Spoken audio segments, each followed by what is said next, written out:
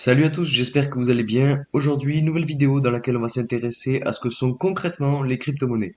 On va voir ensemble à quoi elles servent, comment elles fonctionnent et sur quoi elles se basent. Alors c'est parti.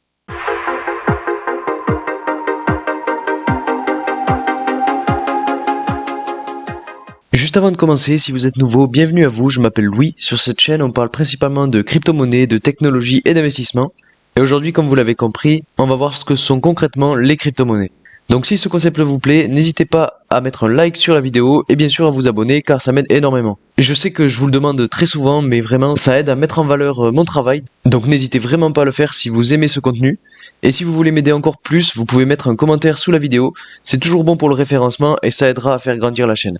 Donc un grand merci à ceux qui l'ont fait et à ceux qui le feront. Pour commencer, le plus important pour comprendre le fonctionnement des crypto-monnaies, c'est de comprendre le fonctionnement de la monnaie et ce pourquoi elle a été créée. Tout simplement et de manière générale, la monnaie a été créée pour faciliter les échanges de services. En effet, avant l'arrivée des premières monnaies, les services étaient rendus en contrepartie d'autres services. Mais ce troc de services a rapidement trouvé ses limites. C'est pourquoi il a fallu trouver une alternative. C'est ainsi qu'est apparu l'or comme valeur de référence, qui était donc utilisé pour acheter des services. Malheureusement, l'or a lui aussi connu ses limites. En effet, c'est un matériau qui est lourd, donc difficilement transportable, et c'est un matériau qui se trouve en quantité limitée sur Terre. Il a donc fallu trouver une alternative, et c'est ainsi que l'or s'est transformé en billet, qui représente aujourd'hui la monnaie que tout le monde connaît et utilise. Malheureusement, on se rend compte que cette monnaie ou ce système connaît lui aussi certaines limites. On peut identifier aujourd'hui trois éléments qui peuvent être bloquants avec ce système monétaire actuel. Le premier est que cette monnaie est dirigée par des banques centrales, dont c'est une monnaie centralisée. Le second, qui est en lien direct avec le premier, est que cette monnaie connaît de l'inflation et donc une perte de valeur de son unité. Enfin, le troisième point est que cette monnaie peut être falsifiée. Il a été prouvé à travers les années que l'homme évolue quand il apporte des solutions à ses problèmes. Comme on l'a vu précédemment avec le passage du troc à l'or et de l'or à la monnaie par exemple. Chacune de ces avancées et donc de ces évolutions ont pour objectif de résoudre des problématiques identifiées. Aujourd'hui, le système monétaire actuel se doit à son tour d'évoluer. Et c'est là qu'entrent en jeu les crypto-monnaies. Ces crypto-monnaies sont des monnaies sous forme numérique qui sont basées sur la technologie de la blockchain. Alors rapidement, allons voir qu'est-ce que c'est la blockchain. Les blockchains permettent globalement de stocker et d'échanger de la valeur sur Internet sans intermédiaire centralisé. Une blockchain constitue une base de données qui contient l'historique de tous les échanges effectués entre ses utilisateurs depuis sa création. Cette base de données est sécurisée et distribuée. Elle est partagée par ses différents utilisateurs sans intermédiaire, ce qui permet à chacun de vérifier la validité de la chaîne.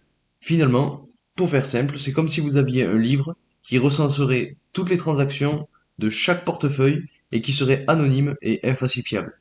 Il faut aussi ajouter que la blockchain a un caractère open source, c'est-à-dire que tout le monde a accès librement et gratuitement à ces données.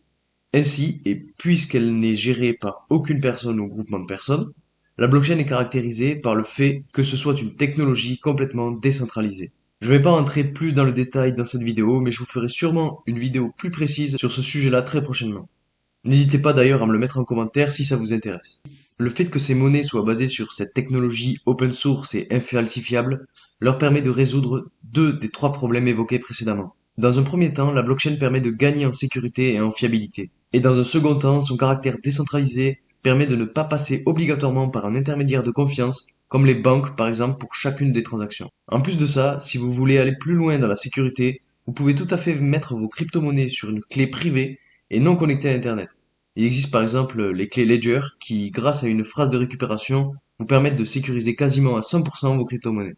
La troisième problématique soulevée précédemment concerne l'inflation, c'est-à-dire que la valeur de la monnaie puisse potentiellement être dévalorisée. Ce phénomène est étroitement lié au fait que ces monnaies soient centralisées, c'est-à-dire gérées par des grosses entités comme les banques centrales par exemple.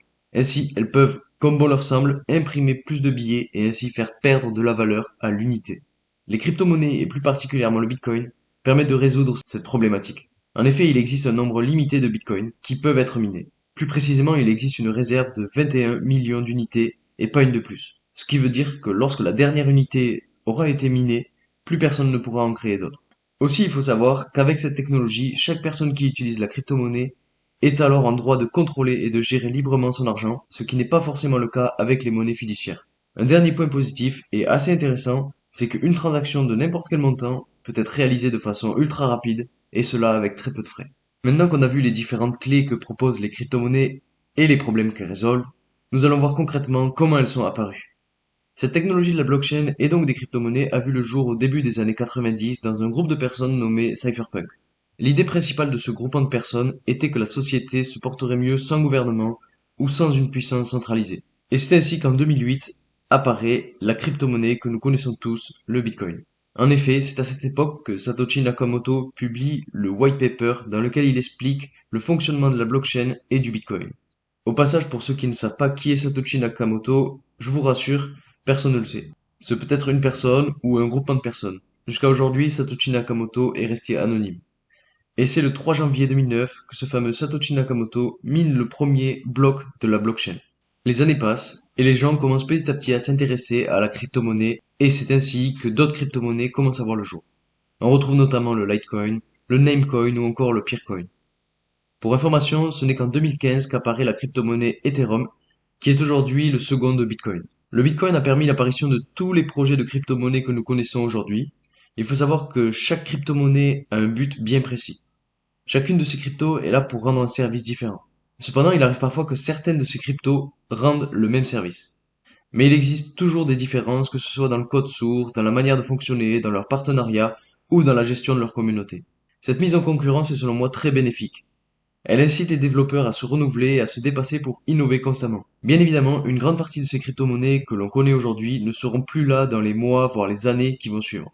Et c'est selon moi tout à fait normal. On peut prendre l'exemple de la crypto-monnaie Luna, en qui de nombreux investisseurs avaient confiance et qui s'est effondré en début d'année. Moi le premier, je croyais fortement en ce projet, mais comme je disais, c'est le jeu, certaines cryptos disparaissent au profit d'autres projets. Aujourd'hui, l'inconvénient majeur concerne la volatilité du marché des crypto-monnaies. En effet, les crypto-monnaies, hormis les stablecoins, sont réputées pour ne pas fournir une garantie de stabilité.